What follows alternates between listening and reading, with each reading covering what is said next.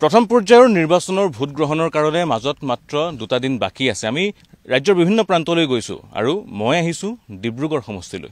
ডিব্ৰুগড় লোকসভা সমষ্টিত এতিয়াৰ সাংসদ ৰামেশ্বৰ তেলীয়ে প্ৰতিনিধিত্ব কৰিছিল চাহবাগিচা অঞ্চলক। বাগানৰ ভোটসমূহকে মূল সাৰথী হিচাপে লৈ ইতিমধ্যে তেলীয়ে কেন্দ্ৰীয় মন্ত্ৰী হৈছিল, কেন্দ্ৰীয় মন্ত্ৰিত্বৰ ভাৰ গ্ৰহণ কৰিছিল। কিন্তু সেই বাগানৰ ভোটাৰসকলে বিগত সময়ছোৱাত চৰকাৰৰ পৰা কি পালে? তেওঁলোকে বিভিন্ন আশাৰে প্ৰতিটো নিৰ্বাচনতেই ভোটদান কৰে তেওঁলোকৰ পছন্দৰ প্ৰাৰ্থীগৰাকীক। তাৰ বিপৰীতে তেওঁলোকে তেওঁলোকৰ সেই সন্মানসমূহ আদায় কৰিবলৈ সক্ষম হয় নে নহয়, এই মুহূৰ্তত আমি বাগিচাৰ ভিতৰলৈ আহিছোঁ। কিছু বাইদেউ আছে মোৰ সৈতে, আমি কথা পাতিম। পাইছোঁ ইলেকশ্যন আহিছে বুলি 19 তাৰিখে ভোট দিব লাগিব। ভোট দিব লাগিব। যাম। ইয়াৰ আগতেও ভোট দিছে লোকসভা নিৰ্বাচনত হওক বা বিধানসভা নিৰ্বাচনত হওক, কিমানবাৰ মান ভোট দিয়া হ'ল?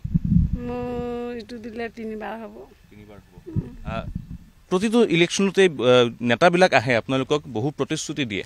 আগতেও কিছুমান প্ৰতিশ্ৰুতি দিয়া হৈছিলে, কৈছিলে যে এই কামখিনি হৈ যাব, এইখিনি কৰি দিম। কি কি প্ৰতিশ্ৰুতি দিছিলে আগতে?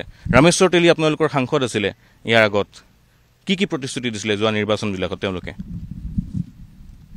ঘৰ দিম বুলি কৈছিলে দুখীয়া মানুহ, তাৰপিছত কি পইচা বোলে আঁচনি কিবা কিবি আঁচনি দিম বুলি কৈছিলে, সেইকেইটা দিছে।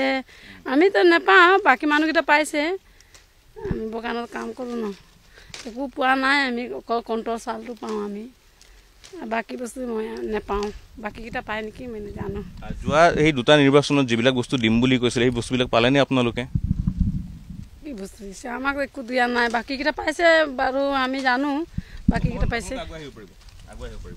তেওঁলোকে উল্লেখ কৰিছে যে যোৱা নিৰ্বাচনত তেওঁলোকক প্ৰতিশ্ৰুতি দিয়া হৈছিল আৰু সেই প্ৰতিশ্ৰুতি ৰূপায়ণ কৰিবলৈ প্ৰতিগৰাকী নেতাৰ ওচৰত তেওঁলোকে দাবী বিভিন্ন সময়ত উত্থাপন কৰে, কিন্তু প্ৰতিশ্ৰুতিসমূহ আজিলৈ ৰূপায়ণ কৰা নহ'ল। আকৌ নিৰ্বাচন আহিছে এতিয়া। আপোনালোকৰ ইয়াত 2-3জন প্ৰাৰ্থী আছে। সৰ্বানন্দ সোণোৱাল প্ৰতিদ্বন্দ্বিতা কৰিছে বিজেপিৰ পৰা, অসম জাতীয় পৰিষদৰ পৰা লুৰিণজ্যোতি গগৈ আছে, মনোজ ধানোৱাৰে খেলিছে, আপোনালোকৰ বাগানৰ মানুহ। গতিকে কি ভাবে এইবাৰ মানুহবিলাকে যে ভোট দিবলৈ যায়, কিহৰ কাৰণে ভোট দিব, কি বিচাৰি ভোট দিব? কাৰণ আগতে বহুত বস্তু দিম বুলি কোৱা হৈছিল আপোনালোকক, কিন্তু নাপালে আপোনালোকে। এইবাৰ আকৌ নিৰ্বাচন আহিছে, আশা কৰে নে কিবা?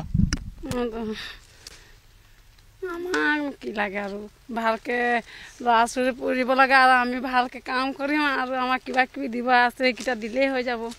আমিতো মই নাজানো আৰু ক'ব নাই। ল'ৰা ছোৱালী তেওঁলোক বিৰাট সোজা, নিৰ্জু।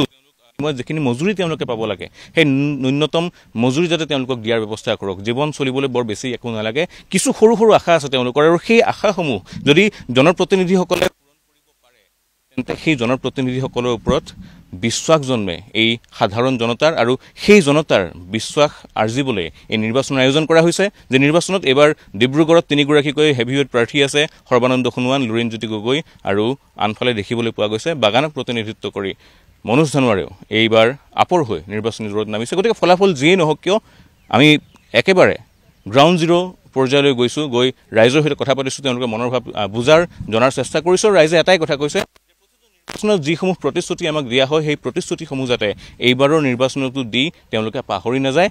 যি প্ৰতিনিধিয়ে বিজয়ী হৈ আহিব তেওঁলোকে ৰাইজৰ কথা চিন্তা কৰক, আৰু সেই প্ৰতিশ্ৰুতিসমূহ সঁচা অৰ্থত বাস্তৱ কৰাৰ কাৰণে এক কাৰ্যব্যৱস্থা তেওঁলোকে হাতত লওক।